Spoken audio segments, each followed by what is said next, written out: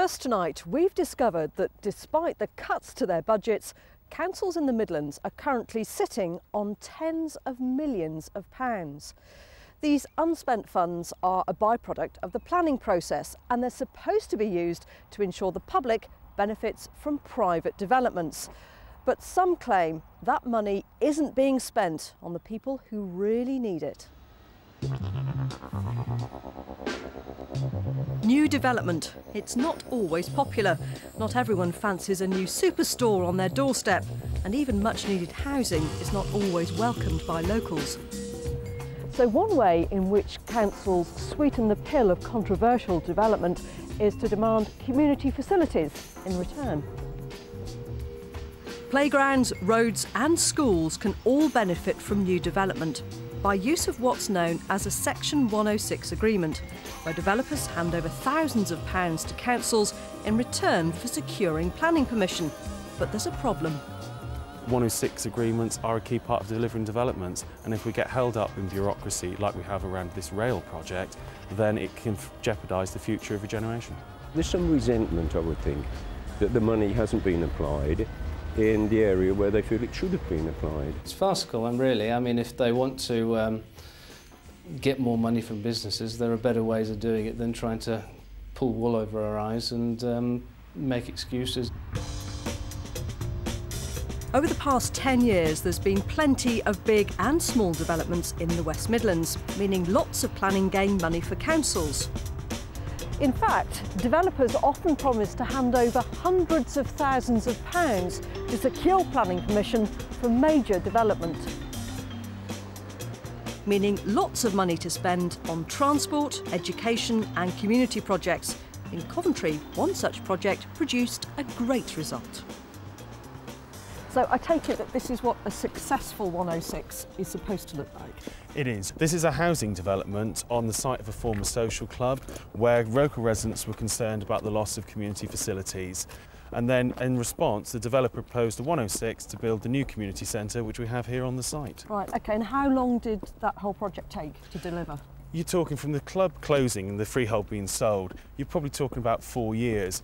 But the planning process was probably about a year to 2 years, and most of that was due to the fact the community had a strong campaign, the developer responded, and the council then listened to those concerns. So in a relatively short space of time and job done, and there we've got the community centre, so it actually all worked pretty smoothly. Yeah. And it certainly helped the community. This building helps us because it's a multi-purpose building, so we can adapt it to what needs and we need at the time. So if we've got older children in, we can have a bigger space for them to run around in. If we've got younger children, we can make it softer. And also, depending on the age group of the children, it's local, so we can access lots of different places to go on trips. So it's an important building for us that way. There isn't anything like this in the area. But across town, a major development has failed to deliver. The Rico Arena. The 106 agreement there formed part of the planning permission. It clearly stated that a train station should be built to serve the stadium. But years later, there's still no sign. Do people feel let down? Well, I think many people in Coventry feel frustrated that it's taken longer to build the station at the Rico than it did to build the main line in the 19th century from London to Coventry, and there is an irony in that. So I think a lot of people feel frustrated about it. I certainly feel very annoyed that we weren't able to get on with it. But over a decade after the original planning permission was granted, Coventry City Council told us, "We were delighted to hear last month our plans for a train station were given an amber light by the government." Councils in our region are facing tough times, with deep cuts having a massive impact. But through a series of freedom of information requests, Inside Out has discovered that councils across the West Midlands are sitting on millions of pounds of unspent 106 cash. In fact, almost £70 million is currently sitting around in the West Midlands waiting to be spent. The question is, why? This planning consultant regularly deals with Section 106 agreements. I think the nub of the problem is not the actual Section 106 procedure, it's actually implementation, monitoring and making sure the money actually goes to where it's going to go. It's more a procedural and administration problem. Problems which mean that in reality, millions have been handed over but not spent. And Worcester County Council are currently sitting on £4 million of 106 money. £1 million of that has been received for education projects. Spending it is a different matter. What happens is the project will be taken to the development control at County Hall. A lot of highway teams will be involved in that. The local member will be involved in that to see what we can do to enhance and spend the 106 money, as £1 million, in which Avon, for instance, he will be involved, the local community will be involved and see what they would like to see us enhance that scheme with. So it's a process of getting a lot of people on board, not just ourselves, but the public, see what they would like to see the 106 money spent on to improve that location for whatever reason whatsoever. That can take time. But our planning consultant does think some councils could do better in spending the cash. I think, as you become aware, sometimes this Section 106 money isn't being spent. And that's where there should be more monitoring and implementation of it, which I think some authorities might be very good at this, but other ones might not be. So, some projects happen, some don't. Some councils spend the 106 money and some don't. It seems Section 106 is a bit hit and miss. In Warwickshire, the County Council is sat on £10.9 million of unspent 106 money.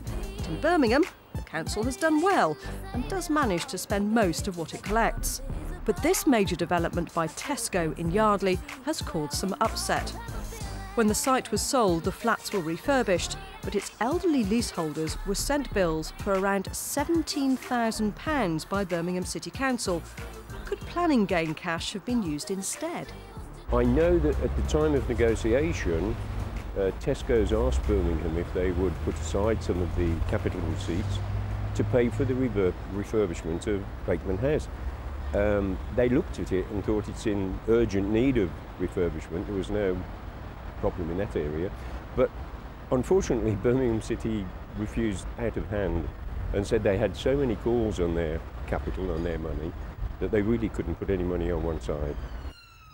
But according to Birmingham chair of the Planning Committee, they simply aren't allowed to spend Section 106 money in this way. Well, Section 106 is required of us to negotiate by planning law. And planning law specifically states that it should be commensurate with the development, it should be relevant to the development, and it should help to assuage the planning difficulties that will occur. So in all those three cases, none of them apply to Bateman House. So despite residents living in the middle of the superstore development, the council say they're not allowed to benefit directly from the £3.3 million of Section 106 money from Tesco. Instead, it will mostly be spent improving football pitches and drainage at the nearby Oaklands recreation ground.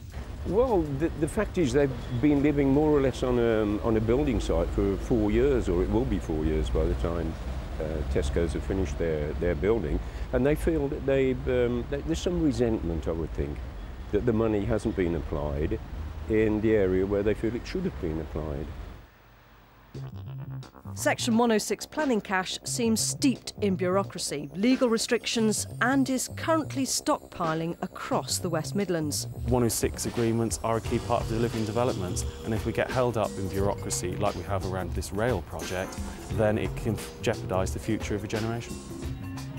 But when it does work, 106 funding provides facilities and jobs that otherwise may never happen.